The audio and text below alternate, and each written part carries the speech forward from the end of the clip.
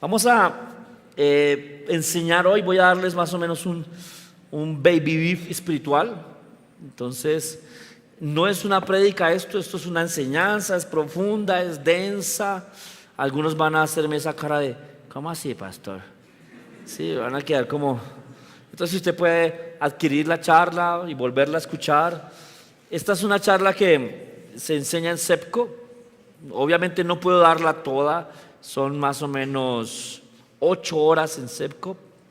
Sí, son 8 horas en CEPCO que se enseña esto. Yo voy a tratar de darlo en 3 servicios o 4 servicios. Entonces comprenderá que viene condensada, ¿cierto? Pero es una cosa que nos va a ayudar a nosotros a vivir, a crecer. Son tips bíblicos que le van a ayudar a darse cuenta cómo está su vida, en dónde está en Cristo. Le falta mucho, le falta poquito. Va a ver cómo Dios está avanzando en su vida. Amén. Vamos a hablar del sermón el sermón de las bienaventuranzas. ¿Alguna vez lo ha leído? ¿Ha leído eso que dice, bienaventurados los pobres de espíritu, porque de ellos es el reino de los cielos? ¿Ha leído eso alguna vez? ¿Sabe que a uno hasta se las memoriza? Y uno cree que son enseñanzas sencillas y básicas. Pero cuando yo estudié esto para darlo en CEPCO, el primer sorprendido fui yo. Esto es enormemente grande. En realidad cada bienaventuranza es la puerta a un mar de información que nos va a permitir crecer en Dios. Ahora, antes de entrar al sermón de las bienaventuranzas, quiero hacer el preámbulo y la introducción. ¿Cuándo fue que Dios hizo esto? ¿Cuándo fue que Jesús dijo esto? ¿Por qué lo dijo? ¿En qué momento lo dijo? ¿A quién lo dijo? Es importantísimo lo que está haciendo acá el Señor. El sermón de las bienaventuranzas también ha sido llamado el manifiesto del Rey. Y ya les voy a explicar eso.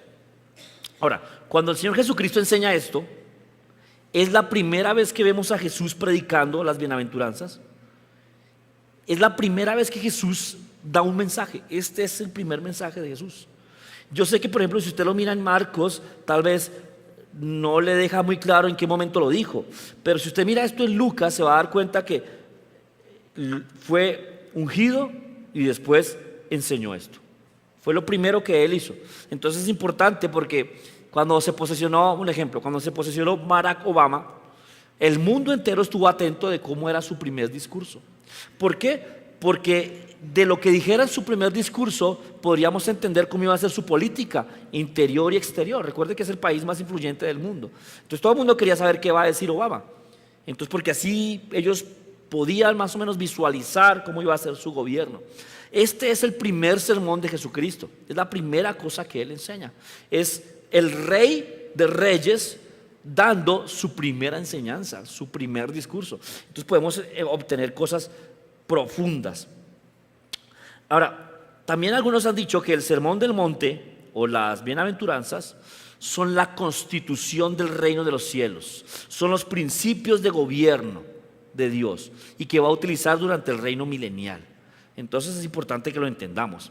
Ahora, cuando digo la constitución del reino de los cielos, le pido que por favor recuerde que cuando la Biblia habla en Mateo del reino de los cielos, está hablando del periodo de la iglesia. Recuerda que lo enseñamos hace algún tiempito, tal vez no estaba usted acá.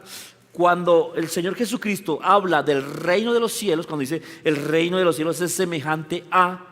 Recuerda que eso era un misterio, estaba oculto para los judíos, pero en realidad está hablando del tiempo de la iglesia. Entonces podía decir, el tiempo de la iglesia es semejante a... Recuerde que no es igual que el reino de Dios. El reino de Dios es todo el trato de Dios con los hombres desde Adán hasta el final. Tampoco es el reino de las tinieblas porque es el reino usurpado. Entonces tenemos que entender bien de qué está hablando Jesucristo acá. Bien, dice Mateo 5.1, no vaya a perder Mateo 5.1, vamos a estar ahí toda la mañana, por favor vaya ya. Mateo capítulo 5, verso 1.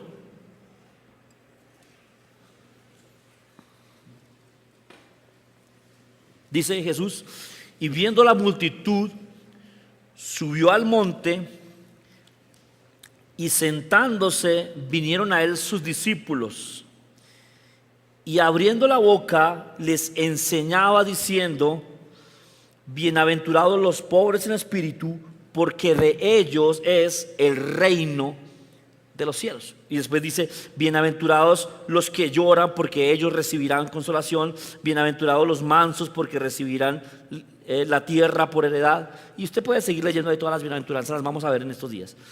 Pero mire cómo empieza diciendo que de los pobres en espíritu es el reino de los cielos. Recuerda, el reino de los cielos es la iglesia. Entonces, como si estuviera diciendo, bienaventurados los pobres en espíritu porque de ellos es la iglesia. Y ahora empieza a hacer un poquito más de sentido. Ahora, las bienaventuranzas muestran los pasos de crecimiento de los creyentes. Por eso utilicé una imagen con escaleras. Las bienaventuranzas muestran cómo es que van a crecer los creyentes. Entonces, con esta enseñanza usted va a poder saber si está en el primer escalón, tal vez en el segundo, en el tercero, tal vez estuvo en el cuarto y se fue a botes y está otra vez en el primero. Tal vez tiene un pie en el cuarto y otro pie en el primero. Va a poder usted decir, ok, ya sé dónde estoy. Algunos se van a sorprender que no están tan arriba como pensaban. Otros van a decir, ¿cómo así? ¿Todavía estoy ahí? Hace años estoy ahí y todavía sigo ahí. Y otros se van a alegrar porque van a descubrirse en un buen lugar en la escalera de crecimiento. Ahora, este crecimiento, el crecimiento que nos muestra las bienaventuranzas, debe ser contemplado desde la base que proporciona el Señor Jesús con su propio ejemplo de vida. O sea, nos vamos a comparar con Jesús en este crecimiento. Y la forma en que Él fue ungido y la manera en que Él vivió. Es importante que miremos a Jesús, cómo fue ungido, cómo vivió, para que podamos entender por qué me comparo yo con esto. ¿Por qué? Recuerda que Jesucristo Él dijo que las cosas que Él hizo nosotros las haríamos también y aún mayores. Si usted cree esto, entonces deberíamos estar pensando cuánto me falta para caminar sobre las aguas. ¿O qué tengo que hacer para resucitar un muerto? ¿Será que Dios me guía a hablar con alguien como guiaba a Jesús? Ese verso nos sacude a todos. Las cosas que Él hizo, nosotros las haremos también.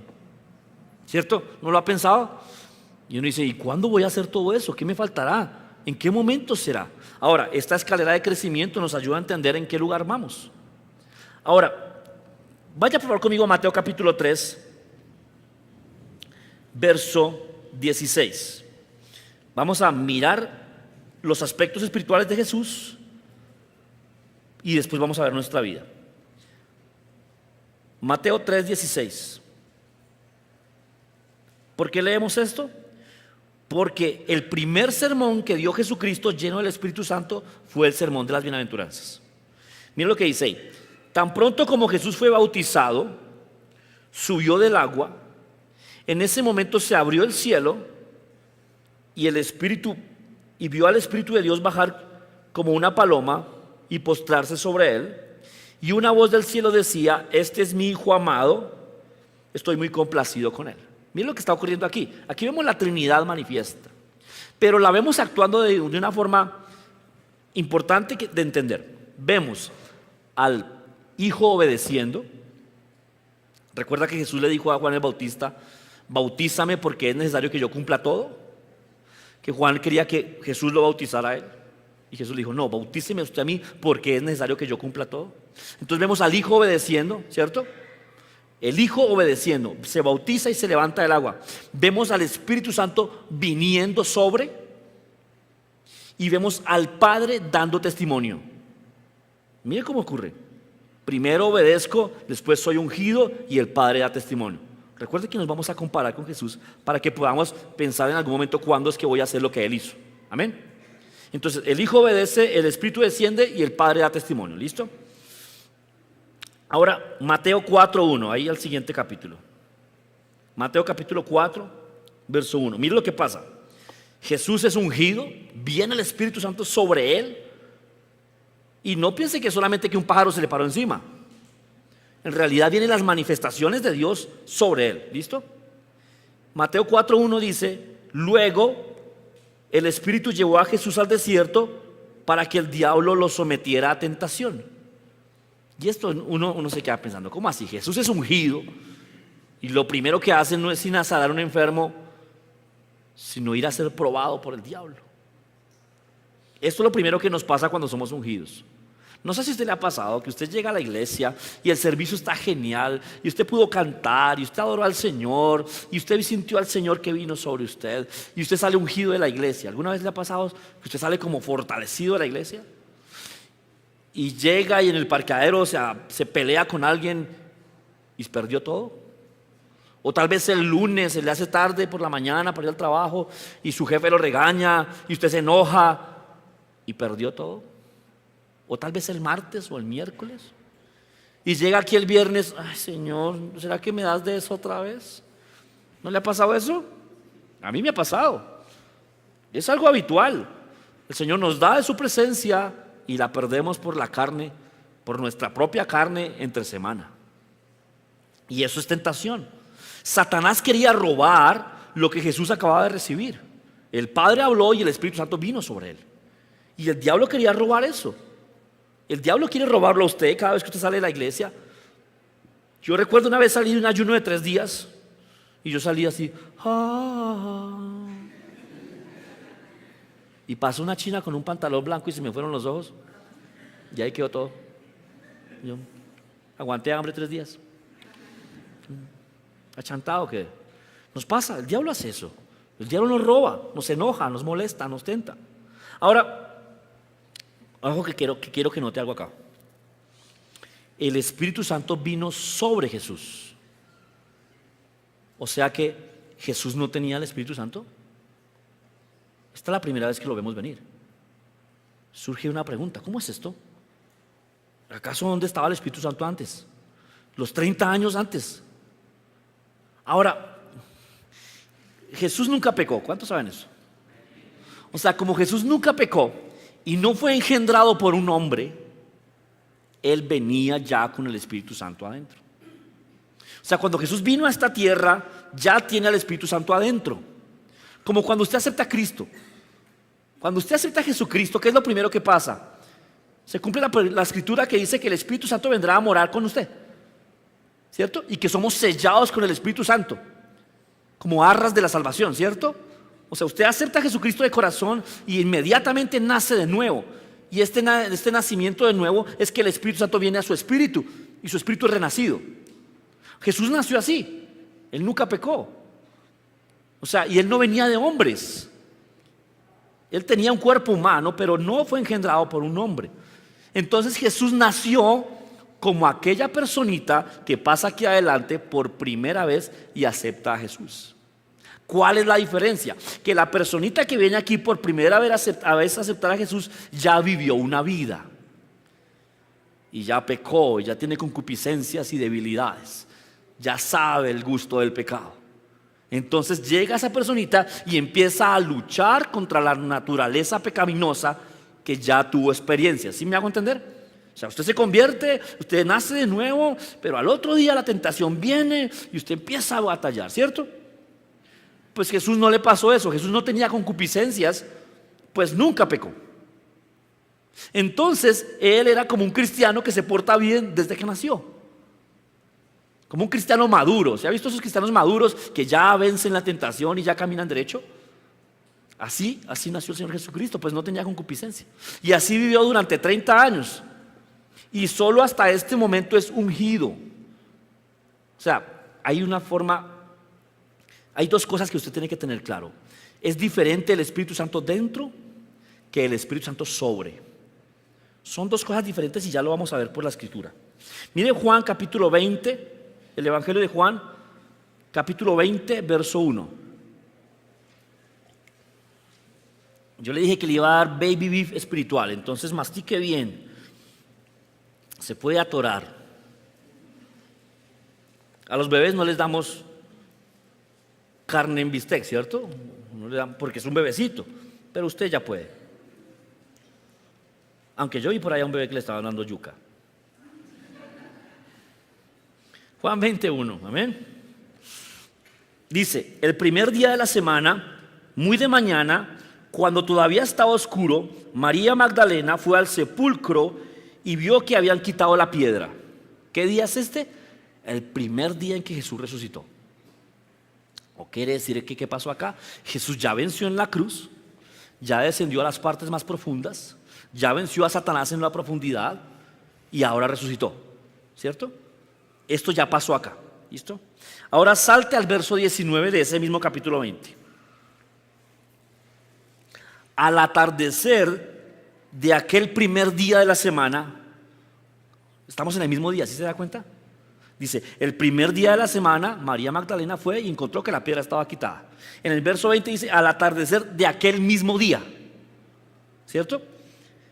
Estando reunidos los discípulos a puerta cerrada por temor a los judíos, entró Jesús y poniéndose en medio de ellos los saludó y les dijo, paz con ustedes, o la paz a vosotros. Mire, resucitó el primer día y en la tarde se encuentra con sus discípulos. Mire el verso 22, de ahí mismo el capítulo 20. Acto seguido, sopló sobre ellos y les dijo, reciban al Espíritu Santo. ¿Recuerda qué pasó en Hechos 2? Que la tierra tembló, hubo un gran estruendo y el Espíritu Santo vino sobre ellos y todos hablaban en otras lenguas. ¿Se da cuenta que es diferente a esto? ¿Qué quiere decir? Que el Espíritu Santo vino sobre ellos 2 veces. Aquí nadie había nacido de nuevo, porque Jesús no había muerto y resucitado. O sea, nadie era nueva criatura. Jesús no había vencido al diablo todavía en la cruz. Entonces, cuando Pedro anduvo con Jesucristo esos 3 años atrás, no era nueva criatura, porque no tenía el Espíritu Santo adentro. Entonces era apenas lógico que cometiera los errores que cometió. Pero aquí el Señor sopla sobre ellos y les dice, reciban al Espíritu Santo. O sea, aquí nace la iglesia, no nace en Hechos 2. ¿Qué es la iglesia? Un montón de personas con el Espíritu Santo dentro, nuevo, renacido, ¿cierto? Aquí nace la iglesia, en los discípulos. Amén. Entonces en Hechos 2, ¿qué fue lo que pasó? ¿Qué pasó en Hechos 2? Que ahora viene con poder. Recuerda que la Biblia dice que cuando yo acepto a Jesucristo, recibo las arras del Espíritu Santo. ¿Sabe qué es arras? La cuota inicial. Lo primero, como para asegurar que el negocio se va a hacer, nos dan unas arras. Entonces usted acepta a Jesucristo y recibe el sello, las arras. Quiere decir que viene más función. Por eso el Señor Jesucristo le dijo a sus discípulos, no se vayan hasta que no haya venido sobre vosotros el Espíritu de Dios. Pero ya lo tienen dentro. O sea, es muy diferente el Espíritu Santo dentro que el Espíritu Santo sobre. Y Dios quiere que tengamos las dos cosas. Amén. Por eso las personas que no creen en el bautismo del Espíritu Santo son cristianos, son buenas personas, viven una vida digna, pero no viven en poder. No tienen manifestaciones de poder. Jesús dijo, no se vayan de Jerusalén hasta que haya venido sobre vosotros el Espíritu de Dios. Y recibirán poder cuando haya venido sobre vosotros el Espíritu de Dios. Amén. Entonces, aquí los discípulos ya tienen el Espíritu Santo dentro. 120 días después lo tienen sobre. Recuerde que en el Antiguo Testamento tenían el Espíritu Santo sobre y solo lo tenían 3 personas: el rey, el sacerdote y el profeta.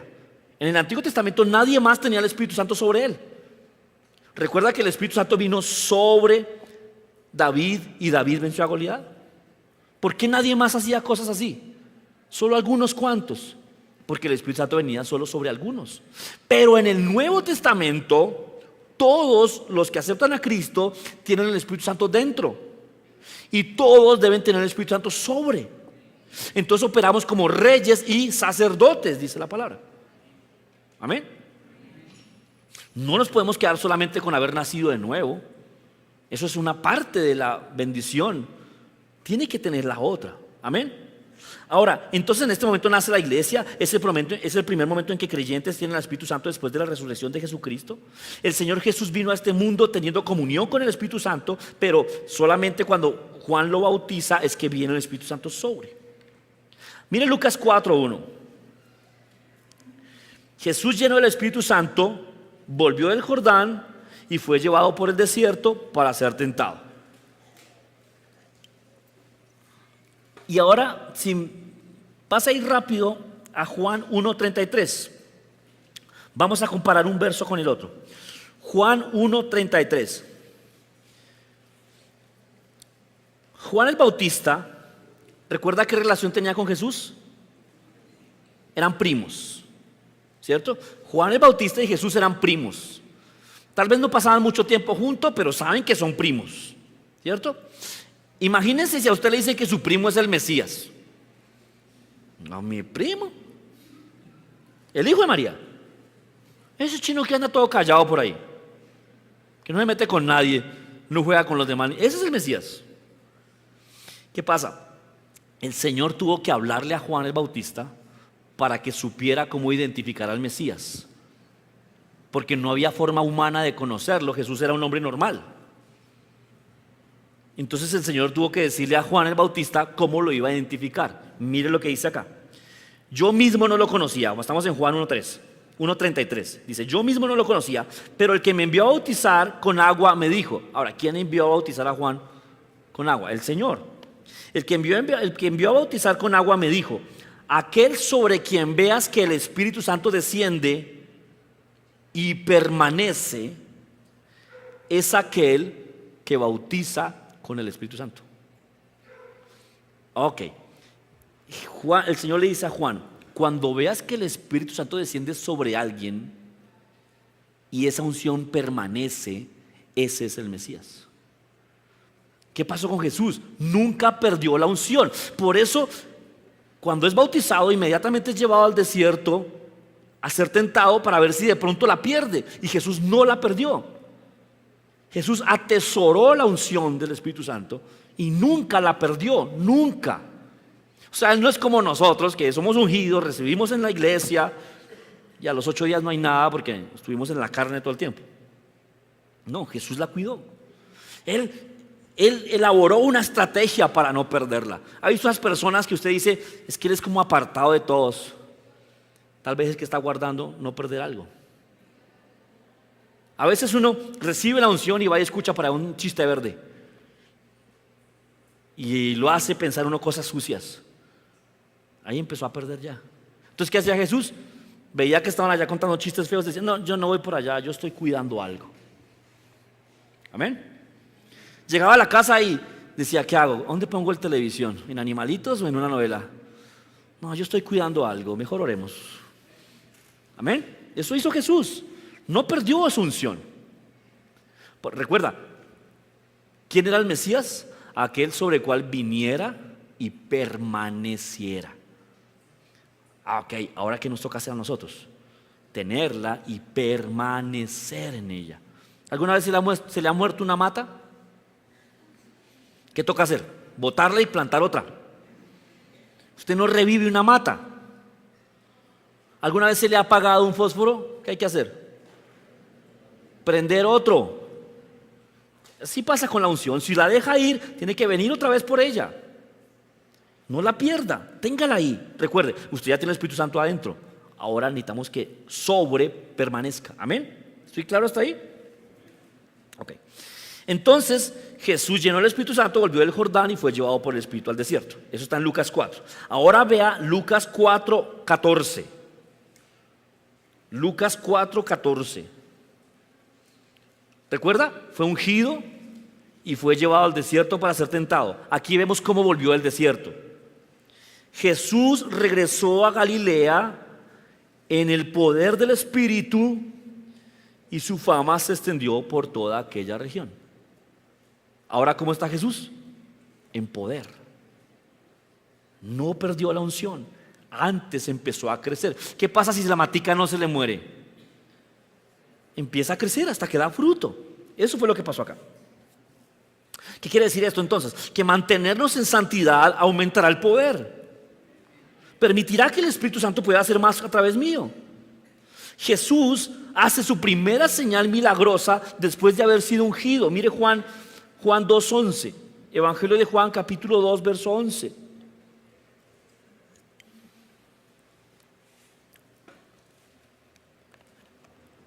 Mire cómo dice esta versión. Esta es la nueva versión internacional. Dice, esta es la primera señal de Jesús. ¿Cuál fue? La primera. Dice, y la hizo en Caná de Galilea. Así se reveló su gloria y sus discípulos creyeron en él. ¿Se acuerda cuál fue esa señal? Transformó el agua en vino. ¿Cuándo la hizo? Después de haber mantenido su unción. Usted va a ser ungido en una reunión, en una oración, en alabanza. Usted va a recibir del Señor. Sepa, lo que viene después es algo intentando quitarle eso. Sepa que si no la pierde, lo que viene después es una manifestación buena para su vida. A veces, ¿por qué no pasará nada en mi vida? Porque usted no mantiene la unción. Deja que se apague. Esta es la primera señal milagrosa que hizo Jesús, y así se reveló su gloria y sus discípulos creyeron en él. Ahora, si usted ve Mateo 4:17, más o menos cuadrándolo cronológicamente, Mateo 4:17 dice: desde entonces Jesús comenzó a predicar y predicaba: arrepiéntanse porque el reino de los cielos se ha acercado. O sea, Jesús, antes de ser ungido, no resucitó pajaritos, no hizo nada de esas cosas que ha dicho Hollywood. No, es que él antes de ser público, él hacía ya sus milagros. Mentiras, solo operamos en milagros por la llenura del Espíritu Santo, ¿cierto? Entonces es absolutamente absurdo. Ahí empezó el Señor a obrar, y su primer mensaje lleno del Espíritu Santo fue este. ¿Recuerda que les dijo? Que no salieran a predicar hasta que no fueran llenos del Espíritu Santo, porque Él lo hizo así. Fue lleno del Espíritu Santo y ahora sí empezó a predicar. Y las bienaventuranzas, es su primer sermón. Ahora, con este contexto, vamos ahora a ver qué dijo. Ahora sí vamos a ponerle cuidado cómo fue su primer sermón. ¿Recuerda cómo empieza? Bienaventurados los tal, bienaventurados aquellos, bienaventurados aquellos. Entonces lo primero que tenemos que saber, ¿qué es ser bienaventurado? Amén. Para saber si me sirve o no, si es algo que quiero o no. ¿Qué es ser bienaventurado? En el griego viene de la palabra makarios, que quiere decir alegre, feliz, dichoso, muy bendecido. Eso es bienaventurado, alegre, feliz, dichoso, muy bendecido. Entonces, es algo bueno, amén. Algo importante, es algo grande, es algo que necesitamos, amén. Ahora, quiero poner un punto importante. Las bendiciones están disponibles para todos, pero son condicionales. Diga conmigo, las bendiciones están disponibles para mí, pero debo hacer algo antes. Hay un ejemplo en Malaquías capítulo 3 verso 10, el verso doloroso. Dice: traigan íntegro, mire esta versión, traigan íntegro el diezmo para los fondos del templo, así habrá alimento en mi casa. Pruébenme en esto, dice el Señor Todopoderoso, y verán si no abro completamente las compuertas del cielo y derramo sobre ustedes bendiciones hasta que sobreabunde. Y exterminaré la langosta para que no arruine tus cultivos y las vides de los campos no pierdan su fruto, dice el Señor Todopoderoso. Entonces todas las naciones los llamarán a ustedes dichosos, porque ustedes tendrán una nación encantadora, dice el Señor Todopoderoso. Pero ¿por qué viene eso? Por diezmar y ofrendar. Quiere decir que la bendición siempre va a venir desde que yo haga algo para que funcione. Ahora, en la ley judía era por obras, todo era por obras para poder obtener algo. Y no estoy hablando de ley, en realidad voy a hablar de gracia. Entonces le voy a dar un ejemplo en el Nuevo Testamento, Romanos 4:5. Y me gusta esta la versión Telea, si no estoy mal. Le voy a leer la versión Telea y usted la compara ahí con la versión que usted tenga. Romanos 4:5 dice: en cambio, Dios declara inocente al pecador, aunque el pecador no haya hecho nada para merecerlo, porque Dios le toma en cuenta la confianza en él. ¿Qué es confianza? Fe, ¿cierto? Entonces aquí está diciendo que Dios declara inocente al pecador por fe. Ok, ¿qué hizo entonces? Tuvo fe. ¿Sí se da cuenta? Sigue siendo condicional la bendición, pero ahora es de corazón. En el Nuevo Testamento son con cosas en el corazón. Entonces dice que Dios declara inocente al pecador por tener confianza en él. O sea, sí hizo algo. No fue que no hizo nada y apareció. No, tuvo que hacer algo. ¿Qué? Creer. Miren, les sigo leyendo el verso 6. Dios habla de la felicidad de aquellos a los que sin hacer nada para merecerlo, Dios declara inocentes por confiar en él. Felicidad de aquellos. Se le parece a dichoso. Se le parece a bienaventurado. Mire el verso 7. Qué felices son aquellos a quienes Dios perdona. ¿Cuántos son perdonados? Usted debería estar muy feliz. Dios ha olvidado los pecados que cometieron. Verso 8. Qué felices son a los que Dios perdona de todo lo malo que han hecho. Mira el verso 9. Pero esta felicidad es solo de los que están circuncidados o también de los que no están, pregunta el rey. Ya dijimos que Dios aceptó a Abraham porque confió en Dios. Ok, esta felicidad, esta dicha o esta bienaventuranza es para ¿quiénes? Para los que creen. O sea, sí hay que hacer algo. Todas las bendiciones de Dios están condicionadas. Y la primera cosa que debo hacer para recibirla es tener fe. Entonces, si usted trae el diezmo y la ofrenda y no tiene fe en Dios, perdió su platica. Su plata está en el lugar equivocado. Pero si usted trae su diezmo y su ofrenda creyendo en Dios, pues ¿qué dice la Biblia? Dad y se os dará. Medida buena, abundante y remecida. Pero si usted tiene fe en Dios y no trae el diezmo o la ofrenda, ¿cómo sé que tiene fe? Muéstrame tu fe y tus obras, dice Santiago. ¿Sí estoy siendo claro? Miren lo que dice Santiago 1:12. Ahorita en el servicio de la mañana olvidé leer Santiago 1:12. Miren lo que dice acá. Dichoso el que resiste la tentación. ¿Recuerda? Bienaventurado, feliz, muy bendecido. Dichoso el que resiste la tentación. Porque al salir aprobado, recibirá la corona de vida que Dios ha prometido a quienes lo aman. ¡Wow! Bienaventuranzas. Diga conmigo, todas las bendiciones de Dios son para mí, pero debo hacer algo. Entonces vamos a ver ahora la primera bienaventuranza. Amén. Vamos a empezar ya, por fin. Empezamos. Mateo capítulo 5, verso 3. Dice, dichosos los pobres en espíritu, porque el reino de los cielos les pertenece. Mire cómo lo dice la TLA. Dios bendice a los que confían totalmente en Él, pues ellos forman parte de su reino. Mire cómo cambió la traducción acá. La primera decía, dichosos los pobres en espíritu. Pero esta dice, dichosos los que confían totalmente en Él. Quiere decir que ser pobre en espíritu en realidad es confiar en Él totalmente. Porque si usted tuviera algo en su espíritu, no necesitaría confiar en nadie. No sé si soy claro. Por ejemplo, supongamos usted tiene en su cuenta 10 millones de pesos. Tiene 10 millones de pesos. Y resulta que tiene que hacer un pago de 13. ¿Por cuánto tiene que confiar en otra persona o en otra cosa? Por 3. Pues usted ya tiene 10.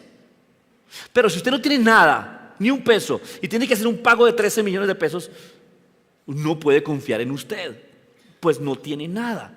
Por eso dice los pobres de espíritu. Mire cómo lo dice la Nueva Traducción Viviente. Dios bendice a los que son pobres en espíritu y se dan cuenta de la necesidad que tienen de Él. ¡Wow! Ahora es más luz. No quiere decir que usted tenga que ser pobre toda la vida espiritualmente para ser dichoso. Porque es lo que la religión ha dicho.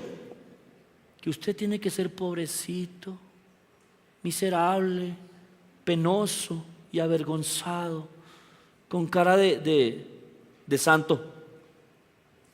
¿Ha visto los santos? Como con hambre. Y eso es bienaventurado. Eso dicen ellos, la religión dice eso, pero aquí no está diciendo eso, no está hablando de cosas humanas o materiales, está hablando del espíritu. No está hablando de raza o estrato o grupo de personas. Pensemos, si las bienaventuranzas son los escalones de crecimiento en Dios, este es el primer escalón. Es el número 1. Es el que se humilla ante Dios. Ese será bienaventurado, pues reconoce que sin Dios no es nada. Y como reconoce que sin Dios no es nada, pues de Él es la iglesia, el reino de los cielos. ¿Quién está aquí en la iglesia?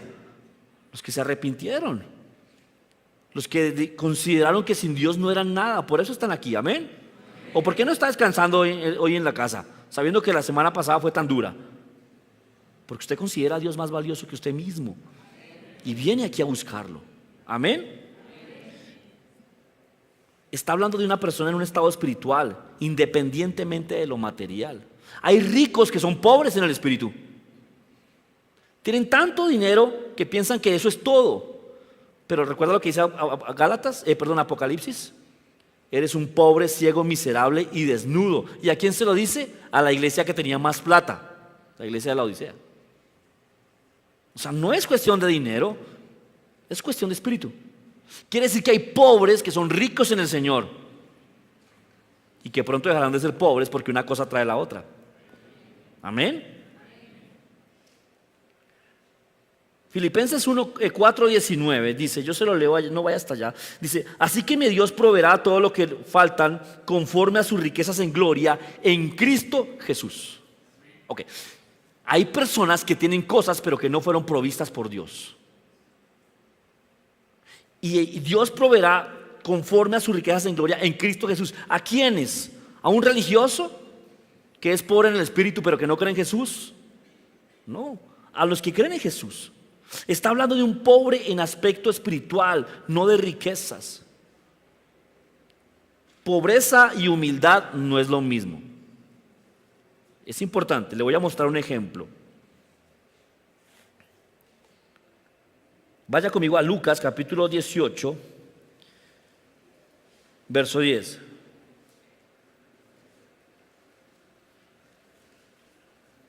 Lucas 18, verso 10. Y no me deje olvidar Romanos, ya vamos a ver Romanos. Lucas 18, verso 10. Dice, 2 hombres subieron al templo a orar. Uno era fariseo y el otro era recaudador de impuestos.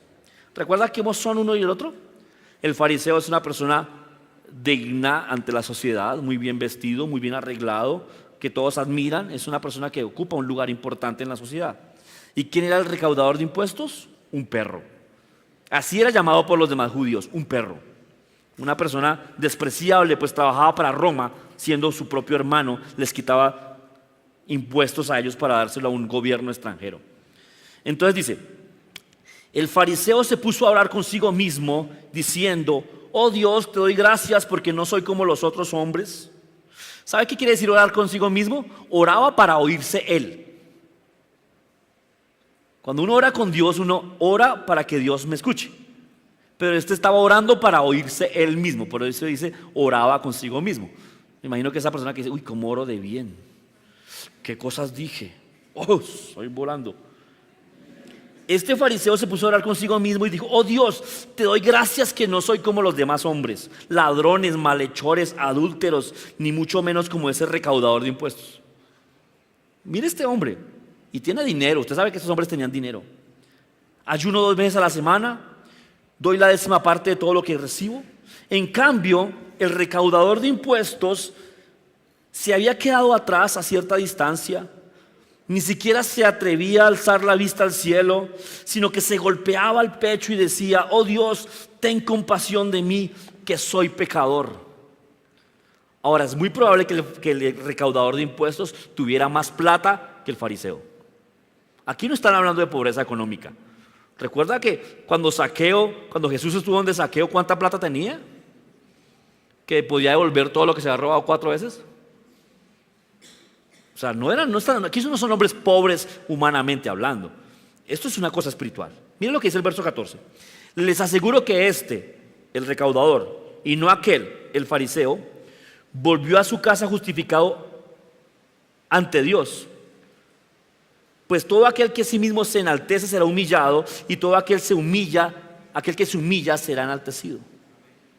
Entonces, ¿quién es una persona pobre en el espíritu? Una persona que reconoce que necesita perdón. Amén. Una persona que reconoce que necesita a Jesús. Y dice que volvió justificado ante Dios. ¿Sabe qué es justificado ante Dios?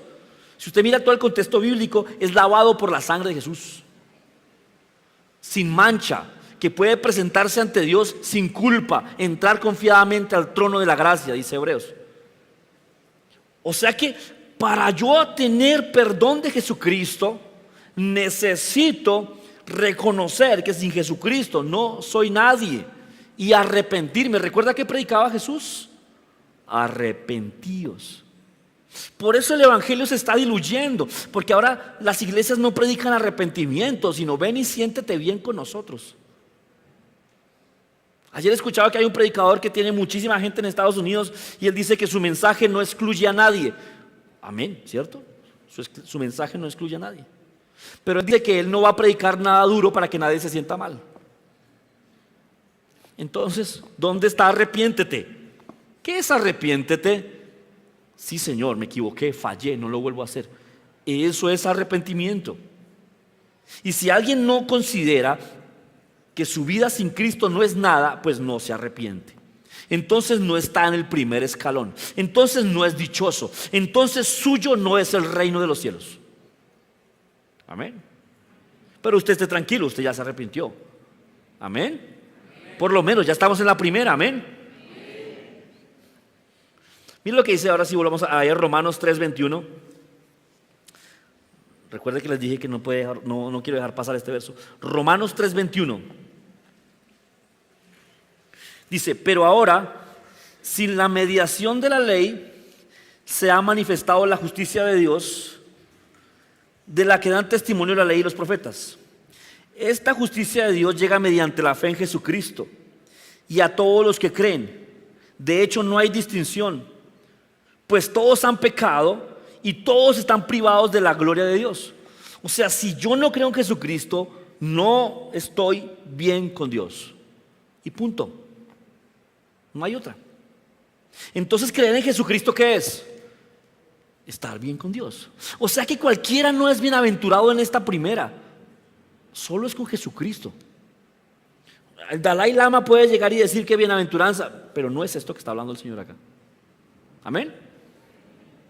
Amén. Ahora, quiere decir que entonces el que se arrepintió y consideró que era un pobre sin Dios está en el primer escalón. Amén. Listo, está en el primero. Ahora, vamos con la segunda bienaventuranza y tengo 5 minutos nomás para decirla. Recuerde que seguimos la otra semana. Segunda bienaventuranza, Mateo 5:4. Miren lo que dice: dichosos los que lloran, porque serán consolados. ¿Serán qué? Consolados. Y ese es el segundo escalón. Cuando una persona nace, ¿qué es? Bebé. ¿Qué hace un bebé todo el tiempo? Llorar. ¿Ha visto esos cristianos que todavía lloran por todo? Están en el segundo escalón. ¿Por qué? Acabaron de nacer y lloran por todo. Hay 3 cosas por las que lloran los cristianos: por aflicciones del pasado, porque son redarguidos por el pecado. ¿Se acuerda que se andan arrepintiendo a cada rato? Pastor, yo soy ese, perdóneme. Hay unas personas que me ha tocado decirle: no pase adelante otra vez, ya, con una vez tuvo. Porque quieren arrepentirse de todo y está muy bien. Y la tercera cosa por la que lloran los cristianos es por ataques del diablo. Lo vamos a ver la otra semana. Los bebés espirituales lloran mucho. ¿Y qué recibirán? Consolación. ¿Recuerda quién es el consolador? ¡Wow! El Espíritu Santo. La segunda cosa que Dios quiere que haga usted después de haber aceptado a Cristo es ser lleno del Espíritu Santo. Por eso Jesús les puso ese orden. Ya sopló sobre ellos el Espíritu y ahora les digo: no se vayan hasta que sean llenos. Y hay gente que lleva años siendo cristianos pero que no han sido llenos del Espíritu Santo. Y son muchos años. Y hay gente que le da pena decirme: pastor, llevo años de cristiano y no oro en lenguas. Ok, no se sienta mal, pero arréglelo ya. Dé el siguiente paso, reciba el consuelo, reciba aquello que le permitirá vencer el poder del Espíritu Santo. Y ya usted no será ese bebecito espiritual que llora por todo. Esos cristianos chilindrinos que todo el tiempo, ay, ay, ay. ¿No los ha visto? Por todo se quejan, nunca tienen una victoria. El diablo siempre les hace algo, con cara de situación. Ok, todos pasamos por ahí, pero no podemos quedarnos ahí. Amén. Diga conmigo: voy a crecer, voy a avanzar. ¿Sabe algo? El Señor empieza a hablar de cosas económicas hasta la tercera bienaventuranza. Si no supera esta, no llegará a las otras. ¿Listo? No tengo más tiempo. Pongámonos de pie, por favor.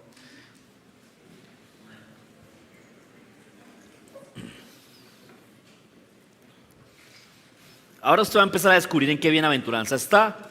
No se sienta mal, por favor. Todos podemos llegar hasta la presencia misma de Dios. Amén.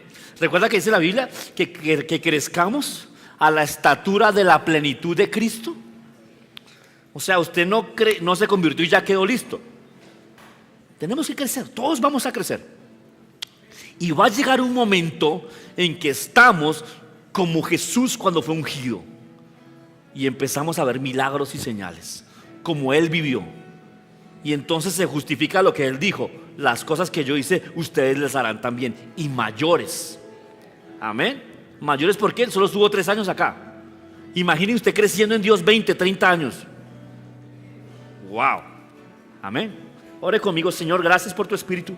Gracias por tu palabra, Señor del cielo. Yo creo que es verdad, Señor mío. Yo creo que tú planeaste que yo creciera en el conocimiento de ti. Yo creo, Señor del cielo, que tú me das espíritu de revelación y de sabiduría en el conocimiento de ti. Que tú alumbras los ojos de mi entendimiento para que yo entienda el poder que está disponible para la iglesia. Señor del cielo, que tú me muestras, oh Dios mío, cómo ser un verdadero creyente que avanza, que crece. Señor, gracias por tu palabra. Gracias por tu Espíritu, Señor mío. Gracias por venir a esta tierra. Te amamos en verdad, Señor. En verdad estamos complacidos, alegres y dichosos. Ahora te conocemos. Ahora somos parte de tu pueblo, Señor mío. Gracias, Señor. Gracias, Señor. Repita esto conmigo: Señor, yo creo en tu palabra, que cada vez puedo ser más dichoso y más bendecido. Ayúdame a avanzar, a no conformarme a este mundo y no conformarme a este siglo, sino caminar hacia ti, crecer en ti y ver el poder que tú dices que tenemos.